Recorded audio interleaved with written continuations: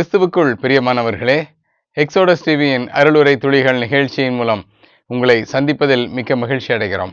இந்த நாளின் பயணம் வெற்றியுடன் அமைய அன்பின் வாழ்த்துக்கள். இந்த நாளின் தியானத்திற்காக கிறிஸ்துவுக்கு தேவைப்படும் கழுதை நாம் என்ற பொருளில் சில குறிப்புகளை தியானிக்கலாம். பண்டைய வேதாகம காலங்களில் ஆபிரகாம் முதல் அனைவரும் கழுதைகளில் சேணம் வைத்து தங்களுடைய தனிப்பட்ட போக்குவரத்திற்காகவும் வயல்வெளிகளிலிருந்து தானியங்களை ஏற்றி செல்லும் சுமை பணிக்காகவும் இன்றியமையாததாக பயன்படுத்தப்பட்டமையால் கழுதைகள் அவர்களது கால்நடை பட்டியலில் தவறாது இடம்பெறுவதை வேதத்தில் காண்கிறோம். அது மட்டுமல்ல, கழுதை உட்பட கால்நடைகள் தேவனின் ஆசீர்வதிக்கும் பட்டியலில் இருப்பதையும் காண்கிறோம்.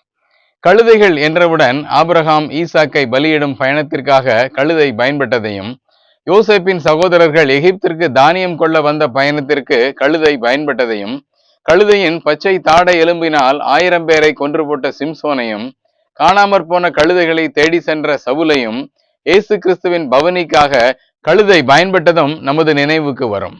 இந்த கழுதைகள் குதிரை இனத்தை சேர்ந்தவைகளாகும். இந்த கழுதைகளில் 2 வகை உண்டு. ஒன்று டாங்கி எனப்படும் கழுதை, மற்றொன்று மியூல் எனப்படும் கோவேறு கழுதை. இரண்டும் ஒரே இனம் எனினும் கழுதை சாதாரணமான இனமாகவும் கோவேறு கழுதை சற்று உயர் ரகமாகவும் அடையாளப்படுத்தப்பட்டு வருகிறது. இவை அளவிலும் உருவத்திலும் சற்று வேறுபடும். பொதுவாக கழுதைகள் பாலூட்டி வகையை சேர்ந்ததாகும். வரி குதிரையைப் போல இதுவும் ஒற்றைப்படை குழம்பிகள் வரிசையை சார்ந்ததாகும்.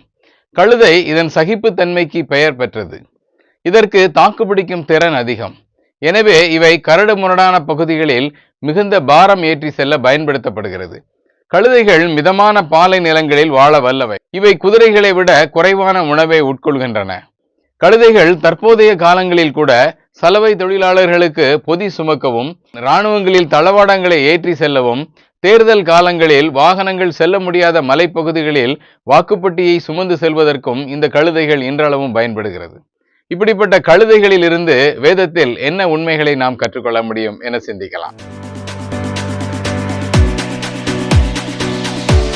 யாத்திராகமம் 13ஆம் அதிகாரம் 13ஆம் வசனத்திலே கழுதையின் தலையீற்றை ஒரு ஆட்டுக்குட்டியால் மீட்டுக் கொள்வாயாக என வாசிக்கிறோம். கழுதை அசுத்தமான மிருகம். அது தேவ சமூகத்தில் வரலாகாது. தீட்டான மிருக ஜீவனின் தலையீற்றையும் மீட்க வேண்டும் என எண்ணாகமம் 18ஆம் அதிகாரம் 15ஆம் வசனத்திலே வாசிக்கிறோம். பாவத்தில் கற்பந்தரிக்கப்பட்டு துர்க்குணத்தில் உருவான ஒரு பாவி தேவ சமூகத்தில் வர இயலாது. எனவே அடிக்கப்பட்ட இயேசு கிறிஸ்துவின் இரத்தத்தால் மீட்கப்பட்டவன் மட்டுமே தேவ சன்னதியில் சேர முடியும். மேலும் உபாகமம் 22ஆம் அதிகாரம் 10ஆம் வசனத்திலே மாட்டையும் கழுதையும் பிணைத்து உழாதிருப்பாயாக என வாசிக்கிறோம். மாடும் கழுதையும் சுமை சுமக்கவும் பாரம் இழுக்கவும் பயன்படும் மிருகங்கள் ஆனாலும் அவை இரண்டையும் ஒன்றிணைத்து வயல்களில் பயன்படுத்த இயலாது, அது கூடாது என மேற்கண்ட வசனத்தில் வாசிக்கிறோம். கிருபையால் மீட்கப்பட்டவர்கள் அவிசுவாசிகளோடுள்ள ஐக்கியத்தில் பிணைக்கப்படாமல் வேறுபட்ட ஜீவியத்தால் தங்கள் பரிசுத்தத்தை காத்து கொள்ள வேண்டும். கோணலும் மாறுபாடுமான சந்ததியின் நடுவே நாம் குற்றமற்றவர்களாகவும் கபடற்றவர்களாகவும் தேவனுடைய மாசற்ற பிள்ளைகளாகவும் இருக்க வேண்டும் என பிலிப்பியர் 2ஆம் அதிகாரம் 15-16 வசனங்களிலே பார்க்கிறோம். விசுவாசிகளாகிய நமது ஐக்கியம் எண்ணாகமம் 22ஆம் அதிகாரம் 9ஆம் வசனத்தில் வாசிப்பதை போல அந்த ஜனங்கள் ஜாதிகளோட கலவாமல் தனியே வாசமாயிருப்பார்கள் என்பதை போல வாழ வேண்டியவர்களாக இருக்கிறோம். இந்த உலகத்திலே இருளுக்கும் ஒளிக்கும் சம்பந்தம் ஏது எனவும் விசுவாசிக்கும் அவிசுவாசிக்கும் சம்பந்தம் ஏது என்ற நிலையில் நமது ஐக்கிய செயல்பாடுகள் கர்த்தரை சார்ந்ததாகவும் வேறு பிரிக்கப்பட்ட நிலையில் இருக்க வேண்டும் என்பதை இந்த கழுதை நமக்கு நினைவுபடுத்துகிறது.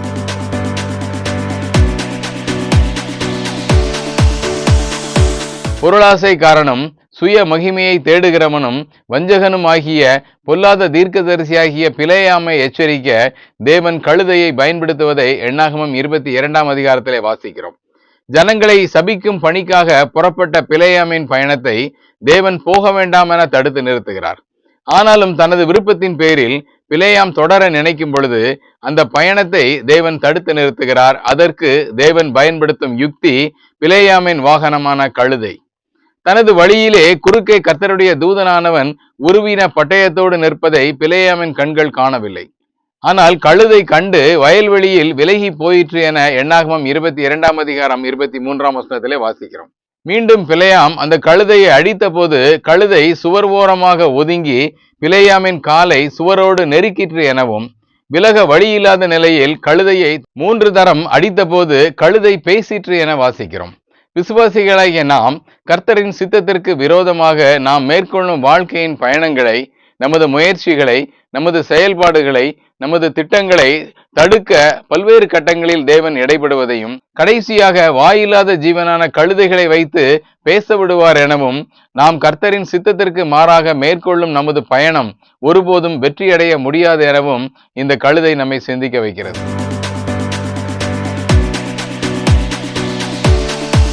தன் எஜமானின் சித்தத்தை அறிந்து அதை பரிபூரணமாக நிறைவேற்றின கழுதை அவர் குறித்த இடம் வரை சென்று தனது பயணத்தை நிறைவு செய்ததை நாம் மார்க்கு 11ஆம் அதிகாரம் 7-8 வசனங்களிலே வாசிக்கிறோம். அந்த கழுதை கட்டப்பட்டிருந்த கழுதை எனவும், இருவழி சந்தியில் நின்ற கழுதை எனவும் வாசிக்கிறோம். பாவக்கட்டு, சாத்தானின் கட்டு, மரணக்கட்டு இவைகளில் எந்த வழியிலும் செல்ல முடிவெடுக்க இயலாமல் இருவழி சந்தில் நின்ற கழுதைகளைப் போல இருந்த நம்மை தேவன் அவிழ்த்து அவரது பணியில் பயன்படுத்தினார் என்பதை நோக்கும்போது அந்த செயல் மிகவும் ஆச்சரியமளிக்கிறது. அந்த கழுதை ஆண்டவருக்கு வேண்டும் என கட்டவிழ்க்கப்பட்டதை மார்க்கு 11ஆம் அதிகாரம் 5ஆம் வசனத்திலே வாசிக்கிறோம். ஆண்டவரது பணிக்காக நாம் தான் தேவை என தேடி வந்து அவிழ்த்து பயன்படுத்தப்பட்ட கழுதைகளாக நாம் இருக்கிறோம் என்பதே இந்த பகுதியில் நாம் உணரும் உண்மை. அந்த கழுதை கட்டவிழ்க்கப்பட்டு இயேசுவிடம் வருகிறது எனவும், என்னிடத்தில் வருகிறவன் ஒரு காலம் பசியடையான் என யோவான் 6ஆம் அதிகாரம் 35ஆம் வசனத்திலே காண்கிறோம். அப்படி கொண்டு வரப்பட்ட கழுதையின் மேல் தங்கள் வஸ்திரங்களை போட்டார்கள் என மார்க்கு 11ஆம் அதிகாரம் 7ஆம் வசனத்திலே வாசிக்கிற வண்ணம், தேவன் நமக்கு ரட்சிப்பின் வஸ்திரங்கள், நீதியின் வஸ்திரம், துதியின் வஸ்திரம், பரிசுத்த வஸ்திரம் என தேவன் அருளும் விலையேறப்பெற்ற வஸ்திரங்கள் நமக்கு தரிப்பிக்கப்படுகிறது. அது மட்டுமன்றி, இதுவரை உலகத்தின் அழுக்கு மூட்டைகளை சுமக்க பயன்படுத்தப்பட்டு வந்த கழுதை ஆண்டவரை சுமக்கும் கழுதைகளாக வஸ்திரங்களின் மேலும் மரக்கலைகளின் மேலும் ஓசனா என்ற ஜெய கம்பீரம் சுற்றிலும் தொனிக்க எருசலேமின் தெருக்களில் பவனி வருவதை காண முடிகிறது. கழுதை ஒரு அற்பமான, சுத்தமில்லாத வெறும் அழுக்கு மூட்டைகளை சுமக்கவும், மனிதர்களை சுமக்கவும் வாயில்லாத பொறுமையான கழுதை தேவனுடைய பார்வையில் எத்தகைய நிலையில் பயன்படுத்தப்பட்டுள்ளது? ஒரு தீர்க்கதரிசியின் பயணத்தை தடுத்து நிறுத்தவும், தேவகுமாரனாகிய கிறிஸ்துவின் வெற்றி பயணத்தை துவக்கவும் சிறப்பாக பயன்படுத்தப்பட்டதை காணும்போது நமது வாழ்க்கையிலையும் தேவன் சிறப்பாக இடைபட முடியும் என்பதையே இப்பகுதி நமக்கு விளக்குகிறது.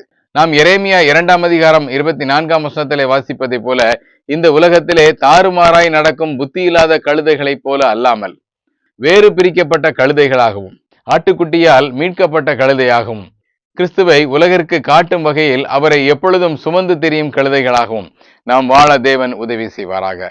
கர்த்தருடைய நாமம் இன்றும் என்றும் மகிமைப்படுவதாக. ஆமென்.